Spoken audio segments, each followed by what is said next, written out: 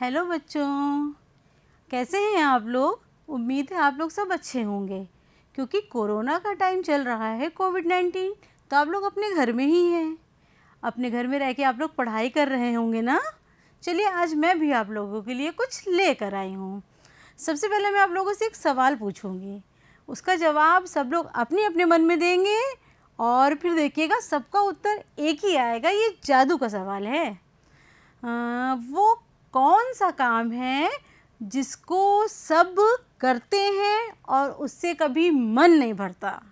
जब मन करता है तब करते हैं और जितना भी डांट पड़े, जितनी भी मार पड़े, लेकिन वो करते ज़रूर हैं। सोचिए सोचिए सोचिए, सोच के बताइए बच्चों आप लोग। मुझे लगता है सबको उत्तर याद हो गया होगा। खेल, है ना। आप सब लोगों को खेल बहुत ज़्यादा पसंद है ना। मुझे भी खेल बहुत पसंद है। दौड़ना, है ना, उसके बाद उछलना, क्लैपिंग करना, ये सारे काम मुझे बहुत अच्छे लगते हैं।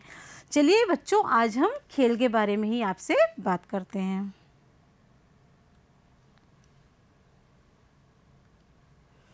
खेल क्या है? सबसे पहले हमारी बात ये है कि खेल क्या है।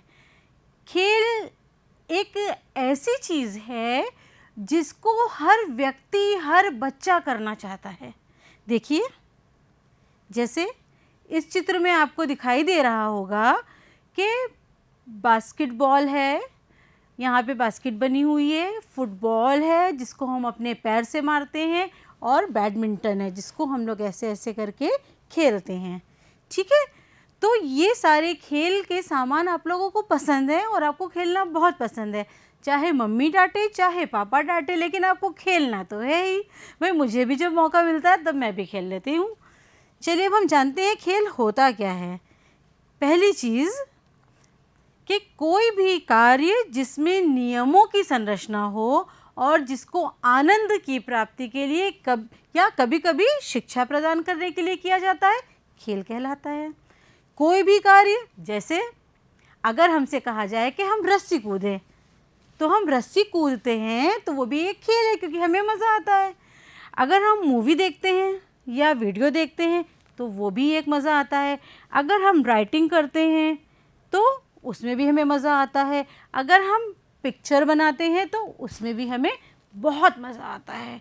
उसके साथ बैडमिंटन खेलना, क्रिकेट खेलना, ये सारे काम जो होते हैं हमारे आनंद की प्राप्ति के लिए होते हैं। अब हम बात करते हैं कि नियमों के अंतर्गत कोई भी खेल जो होगा वो नियमों के अंतर्गत ही होता है। ऐसा नहीं है कि अगर आप छुपन छुपाई खेल खेल रहे हैं तो आपने जब किसी को छुआ होगा तो वो डैन बन गया, फिर वो जिसको छुएगा वो डैन बन जाएगा, फिर वो जिसको छुएगा वो डैन बन जाएगा। इस तरीके से एक नियम है कि छूने वाला डैन बनता है और बाकी सब दौड़ते हैं। इसी प्रकार से जब हम बात करते हैं कैरम की, तो जब हम कैरम खेलते हैं तो जब हम कैरम की गोटी को ऐसे करके मारते हैं और जब गोटी पिल जाती है तब वो हमारा नियम है। हम ऐसे नहीं मार सकते पटक के या पलट के, ऐसे घूम के नहीं मार सकते, तो वो उस खेल का नियम है। बैडमिंटन की बात करते हैं तो जब आप कॉक को ऐसे मारते हैं, लेकिन अगर ज़मीन से टच कर जाता है वो, तो हम उसको फाउल मान लेते हैं कि हमारा गेम का नियम टूट गया। तो हर खेल का एक नियम होता है, तभी वो खेल कहलाता है।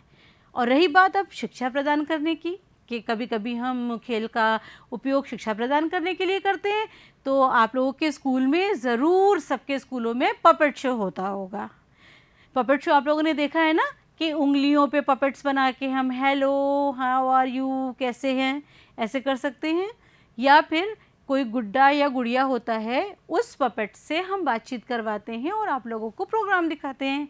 उसमें हम किसी भी बीमारी के बारे में चर्चा कर सकते हैं, या हम किसी भी, जो जैसे हमारे यहाँ चुनाव चल रहा था तो चुनाव के समय में पपेट शो किए जा रहे थे कि मतदान करना चाहिए और मतदान के लिए अवेयर करने के लिए किया जा रहा था। आजकल जो है वो कोविड-19 से बचने के लिए उपाय किया जा रहा है, तो इस तरीके से पपेट शो के द्वारा भी हम शिक्षा प्रदान करते हैं, लेकिन वो भी एक खेल ही तो हुआ ना। फिर और हम बात करते हैं खेल की, तो अगर हम आपके स्कूल में जब ड्राइंग कंपटीशन करवाते हैं या ऐसे लिखवाते हैं या कविता लिखवाते हैं या डांस कंपटीशन करवाते हैं तो उसमें आपको मज़ा आता है। मज़ा भी आ रहा है, उसका एक नियम भी है, क्योंकि हमने एक टॉपिक दे रखा है कि इसके ऊपर आपको काम करना है, तो वो एक खेल है। इसीलिए हम कहते हैं कि कोई भी कार्य जिसमें नियमों की संरचना हो और जिसको हम आनंद प्राप्ति के लिए या कभी कभी शिक्षा प्रदान करने के लिए करते हैं, खेल कहलाता है। अब हम आगे बात करते हैं बच्चों, खेल की विशेषताएं क्या होती हैं। हम खेल खेलते हैं लेकिन हर चीज़ की कोई ना कोई खासियत होती है। जैसे कि मैंने साड़ी पहनी है तो वो ब्लैक कलर की है, चश्मा है मेरा ब्लैक कलर का है और इसमें लेंस लगा हुआ है, ये दूर पास का है, ये उसकी विशेषता है। इसी तरीके से जब खेल है, कोई एक कार्यक्रम है, वो एक चीज़ है, तो उसकी भी कुछ ना कुछ विशेषता होनी चाहिए। तो देखिए बच्चों, खेल की विशेषताएं, पहली, खेल आमोद प्रमोद है। आमोद प्रमोद से मतलब हमारा है कि जिसमें मज़ा आता है, जो लोग खेलते हैं उन सब लोगों को मज़ा आता है। ऐसा नहीं है कि जो नहीं खेल रहा है उसको मज़ा नहीं आ रहा है, जो देख रहा होगा उसको भी उसमें मज़ा आ रहा होगा। तभी तो आप देखते हैं कि जब टीवी के ऊपर क्रिकेट का मैच आता है या हॉकी का आता है तो सब लोग टीवी घेर के बैठ जाते हैं, क्योंकि खेल आमोद प्रमोद है। जो खेल रहे हैं उनको तो मज़ा आ ही रहा है, लेकिन जो देख रहे हैं उनको भी मज़ा आ रहा है। नेक्स्ट है, खेल में मज़ा आता है। अच्छा, अब आप बात करिए अपने घर में किसी दादा दादी से और उनसे किसी खेल की बात कीजिए, तो आप देखेंगे जैसे ही आप उनसे उनके बचपन का खेल पूछेंगे कि दादाजी आप बचपन में कौन सा खेल खेलते थे, उनके चेहरे पे आकस्मिक एक मुस्कान आ जाएगी, क्योंकि उन्हें अपना बचपन याद आ जाएगा। क्या हम भी खेल खेलते थे और हमें इतना मज़ा आता था।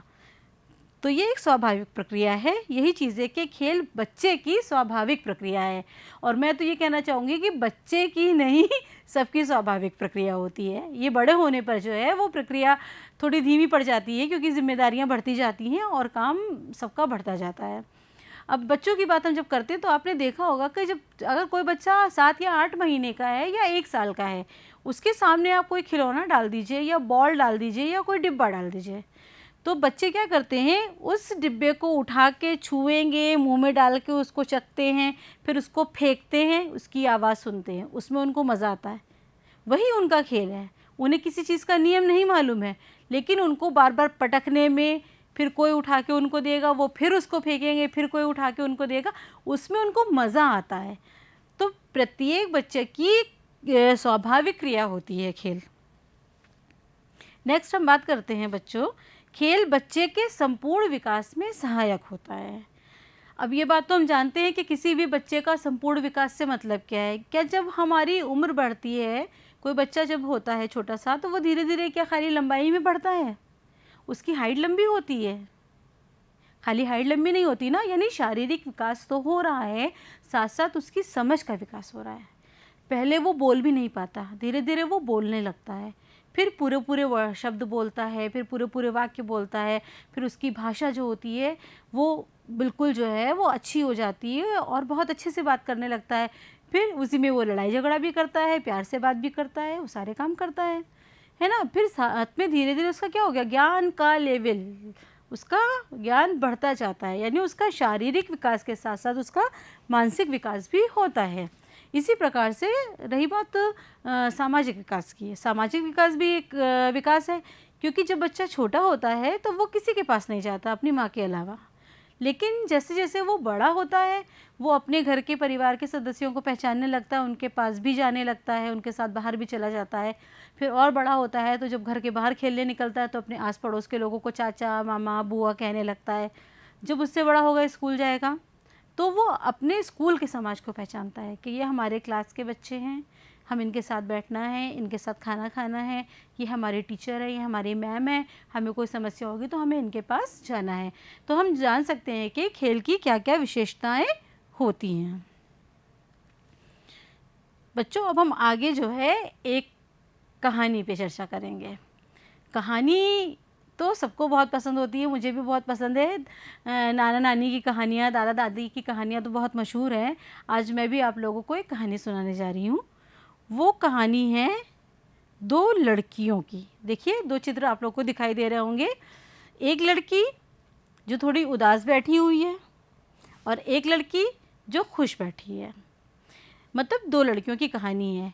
जो यहाँ पे आपको दिखाई दे रहा होगा कि उदास बैठी है, उसका नाम है शादमा, और जो खुश बैठी है ऐसे कर रही है, वो उस लड़की का नाम है मधु। अब ये कहानी की शुरुआत होती है एक स्कूल से। एक स्कूल में ये दोनों कक्षा 5 की विद्यार्थी होती हैं और बहुत अच्छी दोस्त भी होती हैं।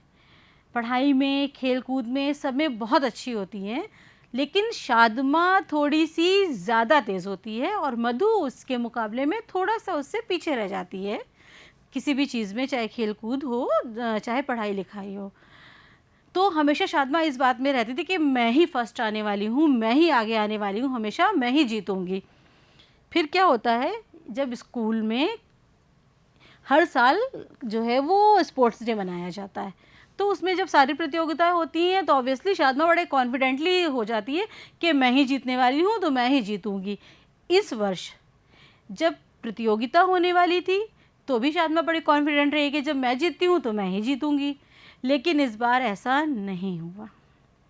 जब चीफ गेस्ट को बुलाया गया स्टेज के ऊपर और बुलाया गया कि विजेता का नाम घोषित किया जाए, उसमें बहुत सारे खेल हुए, जैसे रस्सी कूद हुआ, दौड़ हुआ 100 मीटर की, उसके साथ साथ जो है वॉलीबॉल का मैच हुआ हैं, और डांस कंपटीशन हुआ, चित्रकला प्रतियोगिता हुई, स्लोगन प्रतियोगिता हुई। तो सबका मिला के जो कंबाइंड रिजल्ट बनाया गया उसमें विजेता का नाम घोषित होना था। शादमा बड़ी खुश कि चीफ गेस्ट अब मेरा नाम लेने वाले हैं, वो पहले से तैयार हो गई कि मैं तो स्टेज पर जाके ट्रॉफी लेने वाली हूँ अब।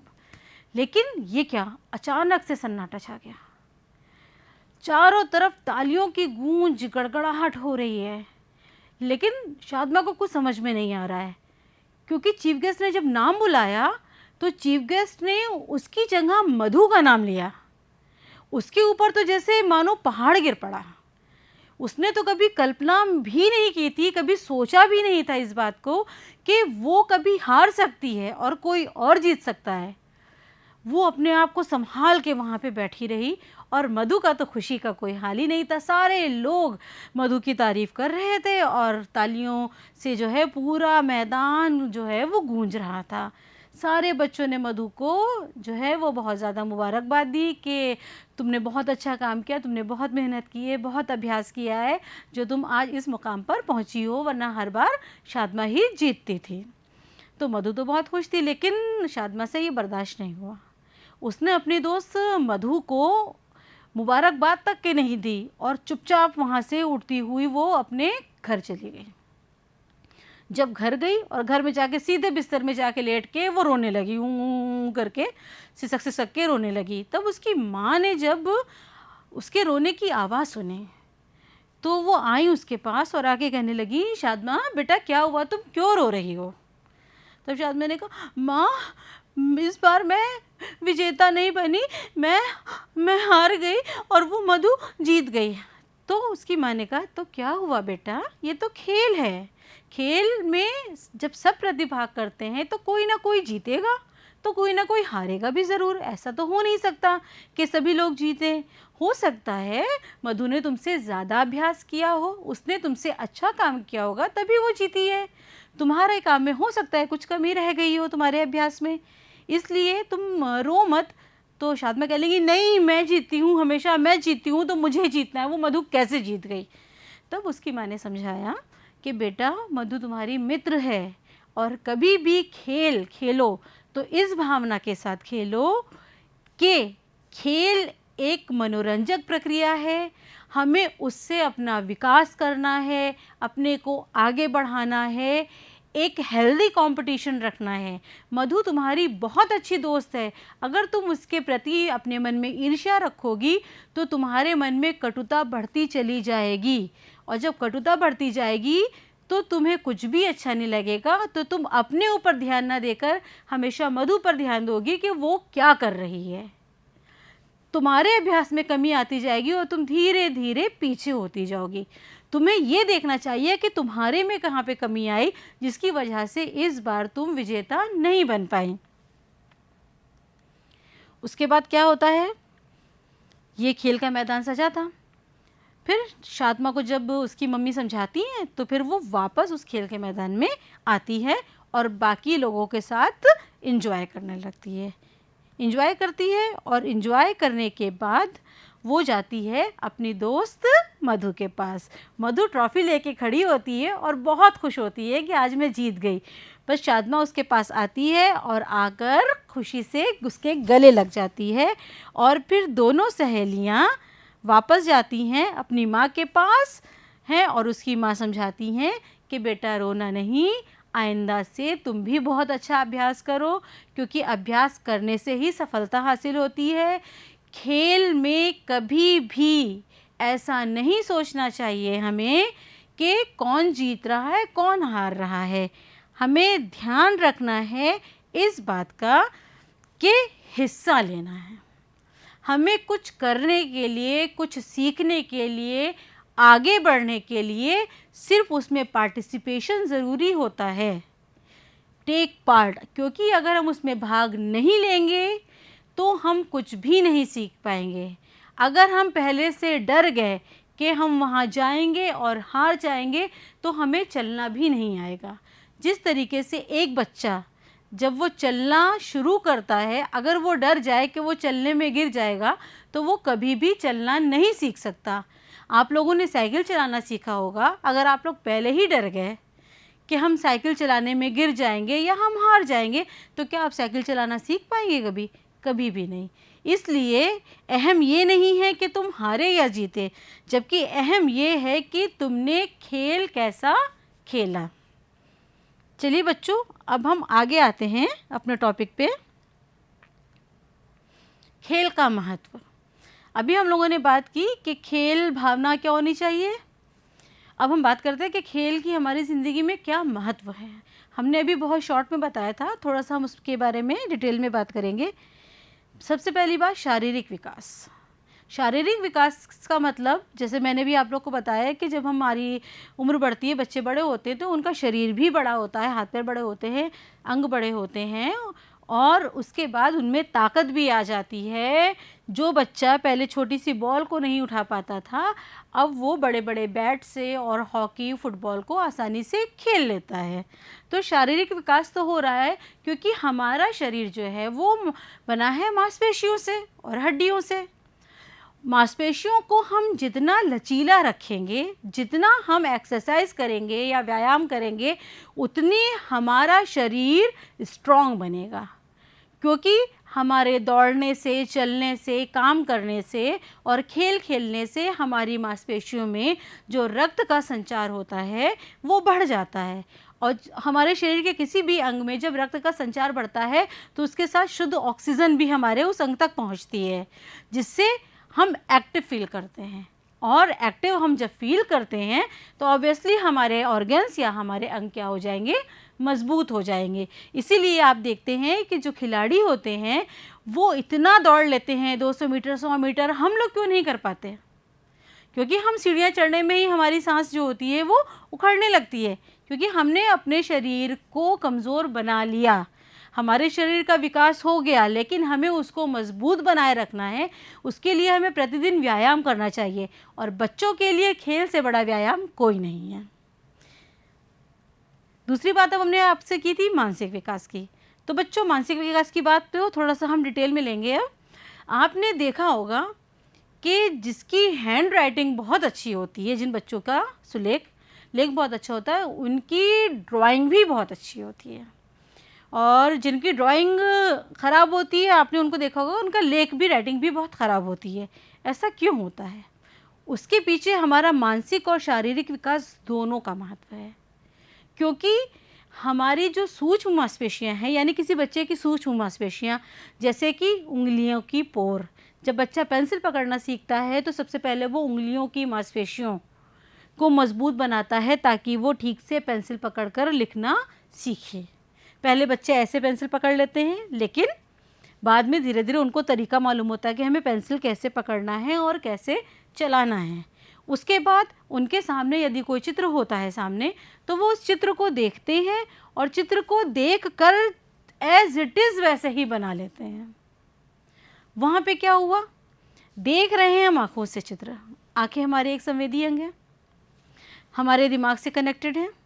हम जो देख रहे हैं उसकी छवि हमारे मस्तिष्क में बन रही है, यानी हमारे मानसिक विकास में सहायता कर रही है।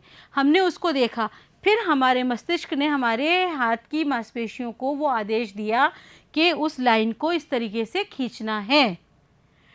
अगर हम उस चीज़ की प्रैक्टिस या अभ्यास बार बार करते रहेंगे तो हमारा क्या होगा, मस्तिष्क और शरीर की मांसपेशियों का जो सामंजस्य है वो अच्छी तरीके से बैठ जाएगा, तो कोई भी चीज़ हमारे लिए करना आसान हो जाएगी। आपने देखा होगा, ये तो हमने सुलेख की बात की कि बच्चे अक्षर देख के लिखना सीख गए, बहुत से बच्चे बिल्कुल सही नहीं लिख पाए। अब हम बात करते हैं आपसे एक और चीज़ की। आपने देखा होगा कि कुछ बच्चे होते हैं, उनको अगर हम पज़ल्स देते हैं बनाने के लिए, कि कई सारे टुकड़े हमने उनको दे दिए और उनसे कहा है कि चित्र बनाओ, तो वो उन चित्रों को, कुछ बच्चे तो बहुत तेज़ी से जोड़ लेते हैं, लेकिन कुछ बच्चों को बहुत समय लगता है और शायद वो आधा घंटा, पौन घंटा भी लगाते हैं और फिर भी उसको वो सही तरीके से जोड़ नहीं पाते हैं। उसके पीछे उनका कौन सा सिद्धांत कार्य कर रहा होगा? सिद्धांत ये कार्य कर रहा है कि उनके मानसिक विकास में कमी है। मानसिक विकास की कमी हुई है क्योंकि उन्होंने उन चित्रों का जो सीक्वेंस था उसके ऊपर ध्यान नहीं दिया, यानी उनकी ज्ञानेंद्रियों ने, जब टीचर ने बोला या उनके घर वालों ने उस बात को बोला तो उन्होंने उसको ध्यान से सुना नहीं, ध्यान से देखा नहीं। जब वो ध्यान से देखेंगे नहीं, सुनेंगे नहीं, तो ऑब्वियसली उनके मस्तिष्क में उस बात की छवि अच्छी नहीं बनेगी, और जब छवि नहीं बनेगी और जब हम उनको काम करने के लिए देंगे तो उनके मानसिक विकास में कमी आ जाएगी। इसीलिए शारीरिक विकास और मानसिक विकास एक दूसरे से जुड़े हुए हैं। रही बात अब हम एक क्रिकेट की करते हैं, शारीरिक विकास और मानसिक विकास को जोड़कर। आपने देखा होगा जब बॉलर बॉल फेंकता है, ठीक है, तो जो बैट्समैन है वो जब बैट लेके खड़ा है तो वो बॉलर को देख रहा है कि बॉलर ने कैसे गेंद फेंकी, फिर वो अंदाज़ा लगाता है कि गेंद की गति क्या होगी और वो किस स्थान पर आएगी जो हम अपने बैट को उठाकर मारे बॉल को। अगर बैट्समैन का, अगर जो बल्लेबाज है उसका अंदाज़ा, उसका आकलन सही नहीं होगा तो क्या होगा, वो क्लीन बोल्ड हो जाएगा, बैट उसका हवा में रह जाएगा और बॉल जो है वो सीधे विकेट पे जाके उसको आउट कर देगी। तो देखिए, शारीरिक विकास खेल से हुआ, लेकिन साथ में मानसिक विकास भी हो रहा है। इसलिए शारीरिक विकास के साथ साथ मानसिक विकास भी बहुत ज़्यादा ज़रूरी है। तो खेल के द्वारा हम मानसिक विकास भी करते हैं और शारीरिक विकास भी करते हैं। इसी तरीके से बच्चों, हम एक खेल का एग्जाम्पल आपके सामने और लेंगे। शतरंज आपने देखा, शतरंज में आपने देखा गोटियाँ लगी होती हैं, राजा, पायदे होते हैं, वज़ीर होता है, ऊँट होता है, घोड़ा होता है, सब होते हैं। तो जब सामने वाला चाल चलता है तो हम अपनी गोटी बढ़ाते हैं बहुत सोच समझ के, कि अगर हमने अपनी इस गोटी को आगे बढ़ाया तो वो अपनी इस गोटी से हमारी गोटी को मार देगा। वहाँ पर हमारा मानसिक विकास बहुत तीव्र गति से हो रहा है उस खेल से। तो हम ये नहीं कह सकते कि खेल के द्वारा केवल शारीरिक विकास होता है, जबकि खेल के द्वारा हमारा मानसिक विकास भी होता है और हम किसी भी विकास को हम अलग नहीं कर सकते। एक विकास दूसरे प्रकार के विकास से ऑटोमेटिकली जुड़ा हुआ है, क्योंकि किसी बच्चे का संपूर्ण विकास के अंतर्गत शारीरिक विकास, मानसिक विकास, सामाजिक विकास सब कुछ आता है। अब हमारी बात आ गई यहाँ पे सामाजिक विकास की। अब देखिए, शारीरिक विकास के साथ मानसिक विकास तो आपने जान लिया कि कैसे जुड़ा है। अब ये सामाजिक विकास कैसे जुड़ रहा है, तो इस चीज़ को आप देखिए, जब बच्चे छोटे होते हैं तो वो अकेले खेलना पसंद करते हैं, गुड्डा गुड़िया उठा लिया, बॉल ले लिया और अकेले खेलने लगे। लेकिन जब वो थोड़े बड़े हुए तो वो चाहते हैं कि वो बच्चों के साथ जाएं। अगर उनके घर में बड़े भाई बहन हैं तो वो उनके साथ साथ उनके पीछे पीछे उनको कॉपी करने की कोशिश करते हैं, यानी वो जानते हैं कि हमें इनके साथ रहकर ही खेलना है। उन्होंने अपना एक समाज बना लिया। इसी प्रकार से जैसे हमने कहा, स्कूल गए तो स्कूल का उनका समाज है, उनके क्लास के बच्चे ही उनका समाज है। धीरे धीरे उसमें सोशल डेवलपमेंट हो रहा है, वो बातें करना सीख रहा है, वो बातें अपने घर में आके अपने मम्मी पापा को बता रहा है, मम्मी पापा उसमें हिस्सा ले रहे हैं, उसको अच्छी बातें बताते हैं। अगर उसने कोई गलती की है तो माँ बाप समझा रहे हैं उसको कि बेटा इस तरीके से नहीं किया जाता है। अगर उसने कोई अच्छा काम किया तो उसको शाबाशी दे रहे हैं। तो धीरे धीरे क्या हो रहा है, वो मॉरल्स भी सीख रहा है, मानसिक विकास भी हो रहा है और सामाजिक विकास भी हो रहा है और शारीरिक विकास तो साथ साथ हो ही रहा है। अब हम आगे बात करते हैं जब बच्चे बड़े हो गए। अब मान लीजिए कोई बच्चा स्कूल से पास आउट होके निकल गया और वो खेल में बहुत अच्छा है, लेकिन वो किसी के साथ एडजस्ट नहीं कर सकता। बहुत अच्छा बल्लेबाज है, बहुत अच्छा बल्लेबाज है, लेकिन वो अगले के साथ सामंजस्य नहीं बिठाना चाहता है। वो चाहता है कि पहले मैं ही बैटिंग करूं, मैं ही रन बनाऊं, वो अगले को मौका नहीं देना चाहता है। तो क्या वो ज़िंदगी में आगे एक अच्छा व्यक्ति बन पाएगा? शायद नहीं, क्योंकि उसके अंदर सामाजिक विकास की कमी है। उसके अंदर एक अहम की भावना है कि मैं ही करूँगा, पहले मैं ही बैटिंग करूँगा। सबसे पहले मैं क्यों करूँगा भाई? हमारी एक टीम है, उस टीम के अकॉर्डिंग हम देखेंगे कि किसको बैटिंग करनी है और किसको बॉलिंग करनी है, तब हम इस तरीके से जो है वो काम करते हैं। अब रही बात सामंजस्य की बात, मान लीजिए वो टीम में बैठा है, 2 प्लेयर्स हैं, एक इधर बैटिंग कर रहा है और एक इधर बैटिंग कर रहा है। एक बैट्समैन ने जब मारा बॉल को, तो रन लेने के लिए जब दूसरा वाला बैट्समैन इधर आएगा और ये वाला उधर जाएगा, अगर दोनों के बीच में सामंजस्य नहीं बैठा होगा तो एक तो आधा दौड़ के वापस चला गया और ये वाला तो वहाँ पहुँच गया। तो उससे क्या होगा भाई? जो इधर नहीं पहुँच पाया वो आउट हो जाएगा, क्योंकि प्लेयर्स जो हैं वो बॉल जो है उसको आउट कर देंगे, रन आउट।